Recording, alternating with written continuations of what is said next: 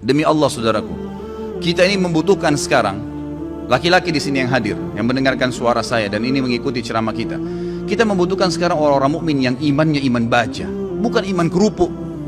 Yang kita butuh ini sekarang ikhwas sekalian dan akhwat di belakang sana yang mendengarkan saya dan mendengarkan ceramah ini. Kita butuh iman-iman baja yang kalau malam bangun dari ranjang, lawan syaitan untuk sholat tahajud, bukan tidur terus menerus. Kita membutuhkan iman baja ikhwas sekalian dan akhwat sekalian yang pada saat azan ke masjid, sholat, apapun tantangannya. Pada saat musibah datang bersabar mereka. Pada saat jihad dikumandangkan mereka berjihad di jalan Allah Subhanahu Wa Taala. Memang hidupnya untuk Allah Subhanahu Wa Taala. Kita butuh iman yang seperti ini. Ya memang baja apa yang Allah perintahkan, apapun tintangannya, halangannya kita lakukan. Nggak peduli dengan dunia ini, apapun orang mau katakan. Akhwat kita di belakang sana, kami butuh sebagai laki-laki seorang ibu seperti Nusaybah binti Ka'ab, sahabiat yang luar biasa. Pada saat jihad dikumandangkan, Nusaybah binti Ka'ab membangunkan suaminya tengah malam mengatakan, wahai suamiku besok jihad, ikutlah. Dibangunkan anak laki-lakinya 5 orang, semua dikatakan anak-anakku bangunlah, besok jihad, ibu pun akan ikut. Semuanya satu keluarga pergi jihad. Ini yang namanya mukminah, imannya baja. Bukan suaminya mau bangun sholat malam, sebentar mas, jangan bangun dulu. Nah ini yang membuat umat Islam lemah, karena iman kita kendor, kempes, tidak ada apa-apa. Sedikit godaan syaitan, dibising sedikit langsung kendor. Pakai jilbab besar, kemudian digoda sama temannya, sedikit saja, oh kamu alim ya, ditinggalkan jilbabnya. Subhanallah. Kita butuh orang-orang mukmin dan mukminah yang hadir di majelis ilmu dengan iman baja. Memang mau mempelajari hukum Allah SWT halal haram. Sepertinya anda hadir ini iman baja namanya. Hadir di majelis ilmu sebagaimana orang-orang fasik. Mau berapa jam dari malam sampai subuh di diskotik, tidak rasa capek tuh. Kemarin ada ikhwah bilang sama saya, Ustadz antum gak capek dari pagi sampai malam ceramah? Saya bilang ya akhi, orang di diskotik dari malam habis isya pulang kantor, duduk nyanyi sampai kupingnya itu gendang kupingnya mungkin bisa pecah, musik dengan besar sampai subuh, minum khamr, mabuk, dia gak rasa capek tuh.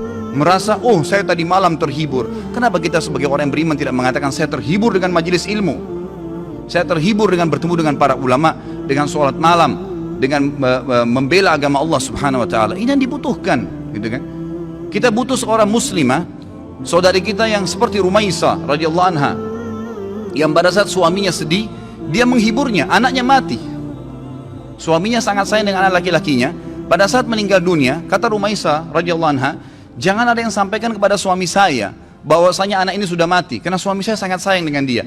Waktu suaminya pamit pergi ke masjid, sholat maghrib isya, pulang habis isya, Rumaisah berdandan, pakai minyak wangi, masak masakan yang enak sekali, lalu dilayani suaminya. Begitu pulang, suaminya diajak makan, digodain, dirayu, sampai berhubungan badan. Setelah puas suaminya kenyang, biologisnya selesai. Perhatikan wanita mukminah yang faham di mana dia letakkan godaannya, imannya membawa dia bagaimana untuk bisa menghilangkan kesusahan suaminya, bukan jadi beban bagi suaminya. Dia mengatakan, wahai suamiku, dengan santun nih, anaknya mati, dia juga sedih sebenarnya, tapi bagaimana dia menghibur suaminya, dan dia tahu ketaatan pada suaminya, ketaatan kepada Allah Azza wa Jalla.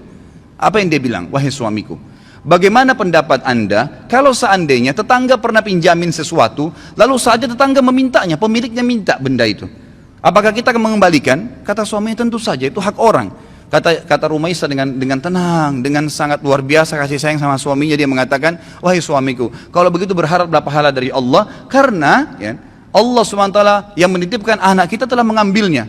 Suaminya langsung marah, mengatakan, kenapa kau tidak cerita dengan saya, wahai Rumaisah? Kau membiarkan saya memakan makanan, menikmatin tubuhmu, lalu kemudian kau memberitahukan setelah itu bahwasanya anak kita mati, gitu kan? Dengan sangat tenang. Lalu kata Rumaisah, itulah yang saya ingin lakukan untuk menghiburmu. Lalu kata suaminya, saya akan laporkan kepada Nabi SAW. Suaminya pergi ke Nabi SAW malam itu, berkata, ya Rasulullah, begini yang terjadi. Nabi SAW senyum, ya, lalu berkata, apakah kalian berhubungan malam itu? Kata keduanya, iya ya Rasulullah. Kata Nabi SAW, semoga Allah berkahi, betul hamil gara-gara hubungan malam itu. Dan tahun depannya lahir seorang anak mujahid dari kalangan sahabat yang hanya besar mati syahid di jalan Allah Subhanahu Wa Taala. Ini yang kita butuhkan, orang-orang yang punya iman, ikhwah sekalian. Sampai kapan kita mau berlalai-lalai, gitu kan? Sampai kapan kita mau berlemah-lemah? Malu dengan pakai busana muslim, subhanallah, gitu kan? Malu dengan simbol Islam, subhanallah.